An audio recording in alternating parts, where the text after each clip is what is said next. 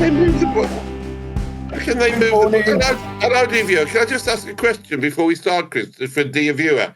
You've just said your button has been moved by Zoom. How can Zoom move your button? Surely on the computer desk. No, it normally sits on the ribbon at the bottom, but they've put 3 dots and they've moved the buttons around and it's in a different place, and I've got to learn to cope with change. Dear viewers, you see what I'm up against? Yeah, Chris. Hello, Mr. Callie. Mr. Callie just walked by. Hello. Yeah, Mr. Callie. He's having picked up some stuff from the printer. I thought he was having his breakfast or something. He looked like he was having a big breakfast. However, dear viewer, the fact is that Chris works for the Church of England, which isn't used to change in any substance whatsoever, is it, Chris? No, it's not. So the fact that your Zoom button has been changed is obviously causing you great stress. I'm sure that St. Faithfuls of Have-Not will do a little episode on that. Have you been following them? I've seen them. Very funny. I have seen them. Yeah, I have seen them in the past, but not recently. And also, it's just, I know it was done just to prepare me for the second change, of which I'm still tempted to evict the Reverend David Baldwin from the Zoom back to the Zoom from the meeting room, is he's talking about not reading a passage from the Bible today. I said I wouldn't read all of the passage because it's a very, very long passage, the one that he set, isn't it? They've got no patience, this lot, honestly. That's not patience. It is now. What was it that Gregory Page Turner, Chris, of course, knew very, very well, who was retired in Beaminster, but a former vicar of Loaders. He said to me, it's discipline. Once he came, he used to join me when I first started here nearly 16 years ago. He joined me for morning prayer every morning, which was lovely. Mm-hmm. And we came to one of the Psalms with about 100 and something verses, or 70 odd verses. And I said, there is an alternative, Gregory. We can omit verses, whatever. He said, no, Rector, it's discipline. I told you. And that took me back to 45 verses of John chapter 11. And also, I remember, Chris, I'm ignoring you deliberately because you're being very silly now. I also remember him saying, when I said, shall we omit the cursing verses? Dear viewer, look up cursing verses. I'm not going to explain them, but it is rather gruesome in some places. I said, we'll omit the cursing verses, which have been the practice I'd been taught at that well-established theological college we went to, Chris. And he said, oh, no, again, Rector, it is discipline. We will use them. However, that same principle to be continued today, sir. We're going to continue certain parts of that principle today, because the reading, dear viewer, that you're waiting and with bated breath to know what we've been discussing and disputing, and Callie hasn't been very useful at all with any suggestions as to what we should do. Not that I want to criticise her in any way whatsoever, but the reading in particular comes from the 11th chapter of the Gospel according to St. John. Does it not, Mr. Grask? It does. It goes partly like this. Now, a certain man was ill. Dear viewer, can you guess who this certain man is? I can hear you all shouting at me. Yes, it's Frank. No, it isn't Frank. Lazarus of Bethany, the village of Mary and her sister Martha. Mary was the one who anointed the Lord with perfume and wiped his feet with her hair. Now, with all this going on, her brother Lazarus was ill. So the sisters sent a message to Jesus. Lord, he whom you love is ill. So the sisters waited. But when Jesus heard it, he said, the illness does not lead to death. Rather, it is for God's glory, so that the Son of God may be glorified through it. Accordingly, though Jesus loved Martha and her sister and Lazarus, after having heard that Lazarus was ill, he stayed 2 days longer in the Airbnb where he was.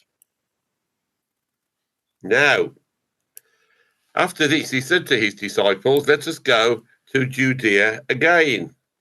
The disciples said to him, "Rabbi, the Jews are now trying to stone you, and you are going there again?" Jesus answered, "Are there not 12 hours of daylight?" There was yesterday, because with equal time. "Those who walked during the day do not stumble because they see the light of this world, but those who walk at night stumble because the light is not in them." After saying that, he told them, "Our friend Lazarus has fallen asleep, but I'm going there to awaken him." The disciples said to him, "Lord, if he has fallen asleep, he will be all right." Jesus, however, had been speaking about his death, but they thought he was referring merely to sleep. Then Jesus told them plainly, "Lazarus is dead. For your sake, I am glad I was not there, so that you may believe. But let us go to him." Now Thomas, who was called the twin, said to his fellow disciples, "Let us also go, that we may die with him." When Jesus arrived, he found that Lazarus had already been in the tomb for 4 days. Now, Bethany was near Jerusalem, some 2 miles away, and many of the Jews had come to Martha and Mary to console them about their brother. When Martha heard that Jesus was coming, she went and met him, while, as you'd expect, Mary stayed at home. Martha said to Jesus, "Lord, if you had been here, my brother would not have died. But even now, I know that God will give you whatever you ask of him." That's halfway, Chris. Is that okay? You're doing all right. Jesus said to her, "Your brother will rise again." Martha said to him, "I know he'll rise again in the resurrection on the last day." Jesus said to her, "I am the resurrection and the life. Those who believe in me, even though they die, will live. And everyone who lives and believes in me will never die. Do you believe this?"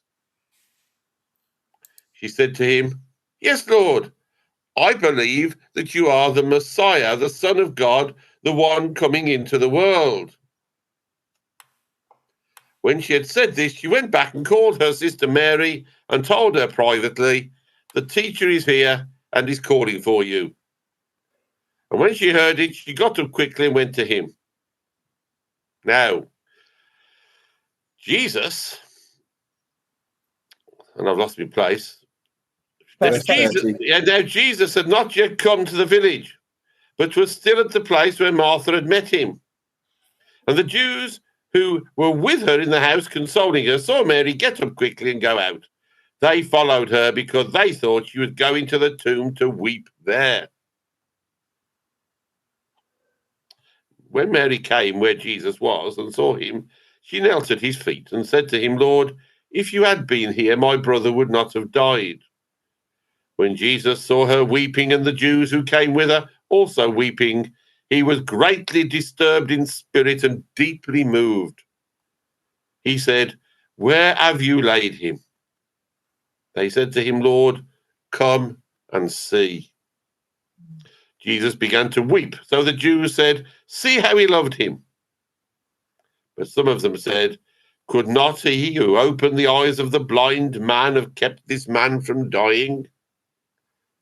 Then Jesus, again greatly disturbed, came to the tomb. It was a cave, and a stone was lying against it. Jesus said, "Take away the stone." Martha, the sister of the dead man, said to him, "Lord, already there is a stench because he has been dead for 4 days." Jesus said to her, "Did I not tell you that if you believed, you would see the glory of God?" So they took away the stone. And Jesus looked upwards and said, "Father, I thank you for having heard me. I knew that you always hear me, but I've said this for the sake of the crowd standing there, so that they may believe that you sent me." And when he had said this, he cried with a loud voice, Lazarus, come out! The dead man came out, his hands and feet bound with strips of cloth, and his face wrapped in a cloth. Jesus said to them, unbind him and let him go. And many of the Jews, therefore, who had come with Mary and had seen what Jesus did, believed in him. So have you delegated Harry to edit out that and shorten it? No, it's discipline, Mr. Grask, discipline. Gregory Page Turner lives on. He does. A very wise man. Not running on in the present rector of the of Loaders, obviously. However, there we are. You've heard all that story before, dear viewer, because we have read it many times. It is a beautiful story. And if I can get through the next 10, 15 minutes of our deep theological thoughts without saying my favourite word, I'll have done well, won't I, Chris? What does revivification mean? What word was that, sorry? Revivification. You're not getting me to back down like that, Reverend Birch. That word that you've just used means being brought back to this life to die again into the glory of God. There we go. We've had your wonderful explanation, David. That's very useful. I haven't used the word, have I? No. What word was that, David? That word which describes being brought back to this life to die again into the glory of God. So are you saying Jesus didn't die again? I'm saying that Jesus was resurrected. Lazarus wasn't. He was brought back to this life to die again.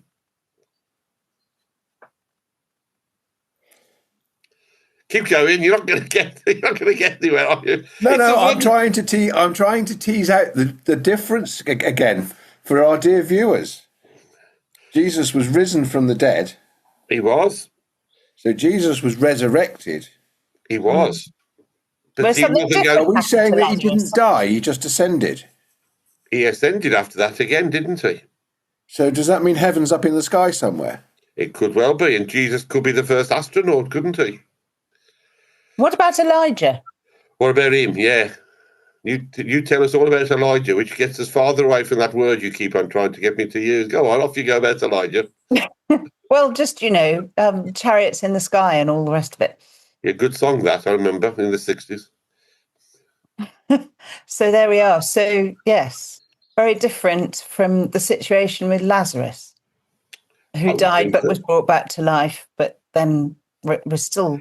Then dies like we all die, like we all do. Dies like we all do, into the hope of a greater life with God in that kingdom that Jesus ascended to take us and lead us. John 14. Those who believe in me will follow me.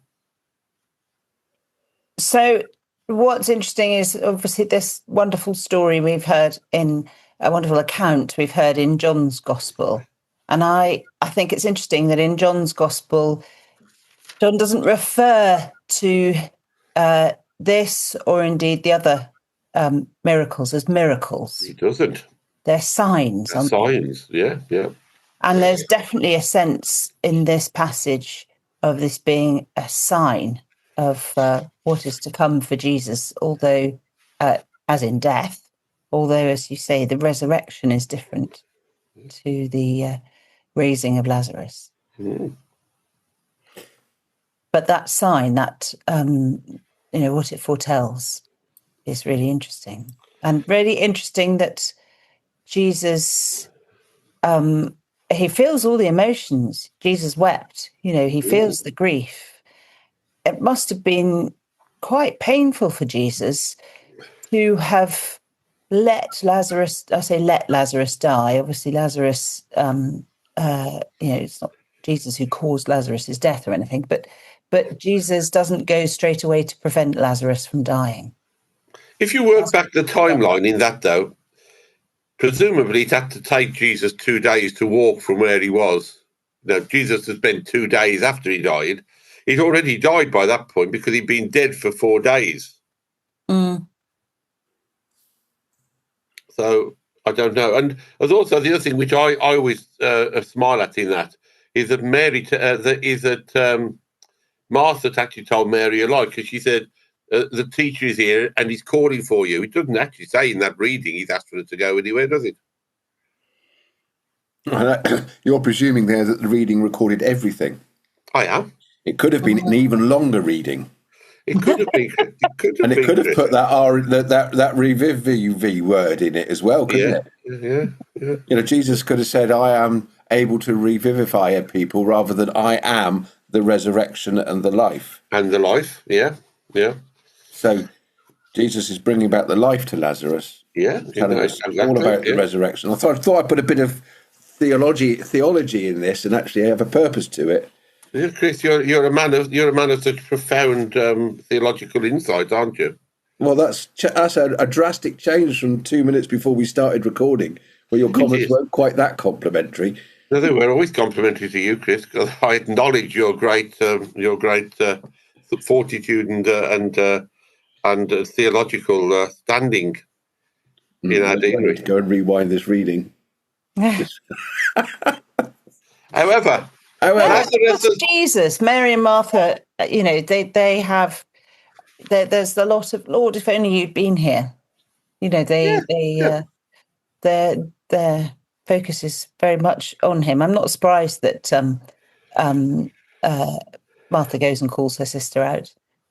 I'm not surprised she calls her out, but Jesus never asked her to go, according to this, unless, as Chris said, John has, you know, the interpreter missed a line or two, could have done. We don't know.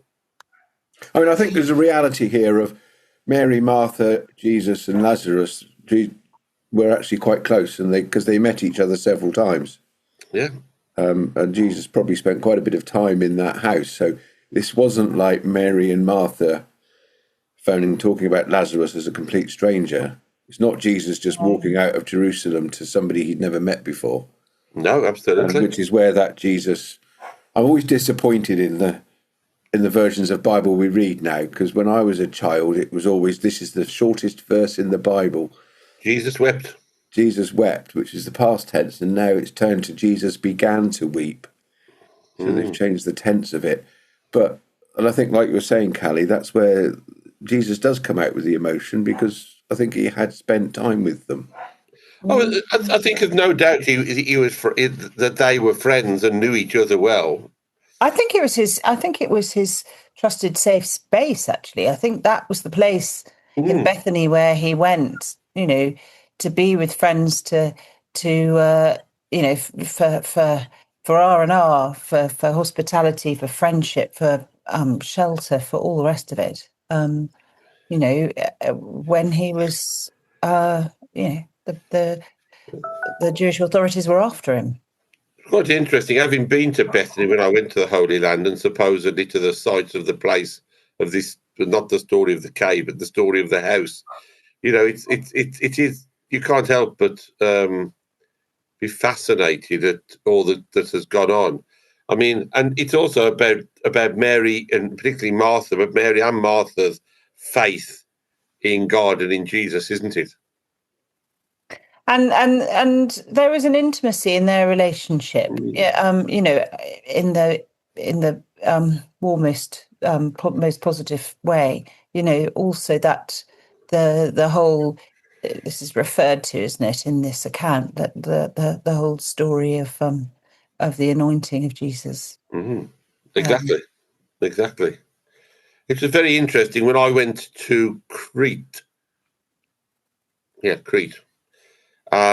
We were told by the locals that we needed to drive up to a village up the road, because there was a particular icon which was very important to Crete.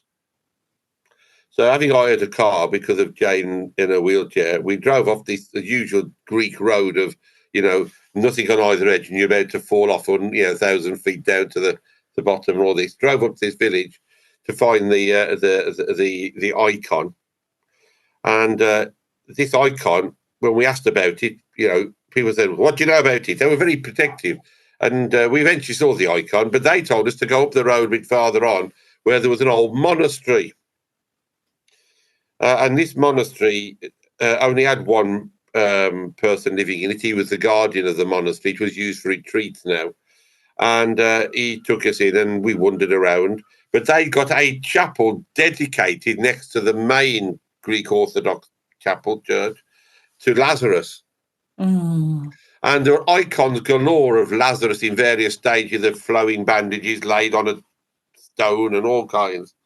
And it was interesting that in the day when it had been a full monastery before it became a retreat centre for trainee Orthodox priests or whatever, that was the chapel where the brothers who died were laid overnight before being taken to their funeral the following day.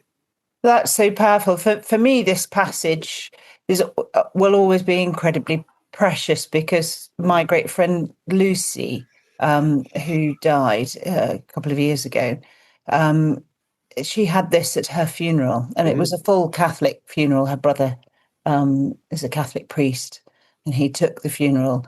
And this was the reading, and this was the reading he talked about. And I'd taken a funeral myself the week before, Anglican funeral, obviously, and this Lazarus passage had been chosen.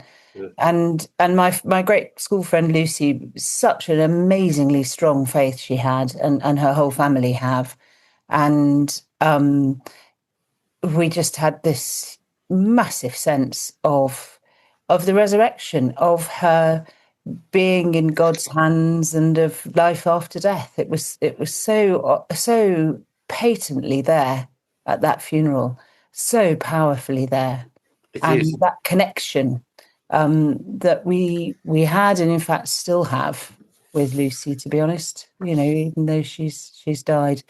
And I love John's Gospel for that. I love the fact that John's Gospel is so strong on this sense of love that overpowers everything, love that lasts even beyond death. And how appropriate that the light is suddenly shining through your window, overcoming the darkness. Oh. David, you're illuminated. Lit up by light. There we are. I'll turn it around again. But it's so powerful, and John's Gospel just reaffirms that message over and over again, and it's there here. I love that there's those powerful I ams, and we've just had a particularly powerful I am in this passage.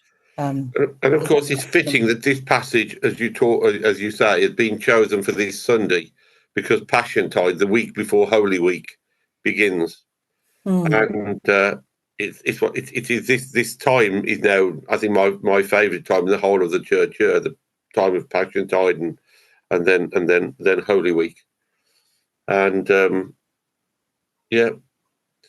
we need this passage because Passiontide, Holy Week is grueling, and we're going to be hearing in gory detail about the sufferings of Jesus and about his death. We need this sign, this foretaste of what's to come. We need that. We need to hold on to that. We do. Pretty much so. So there you are, Chris. You got your way. All 45 verses of John's Gospel, chapter Discipline, 11, dear boy. Were read.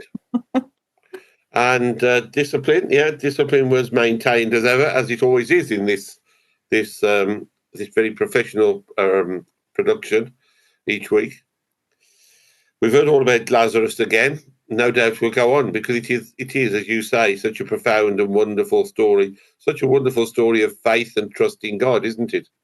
Something that we need to hold on to.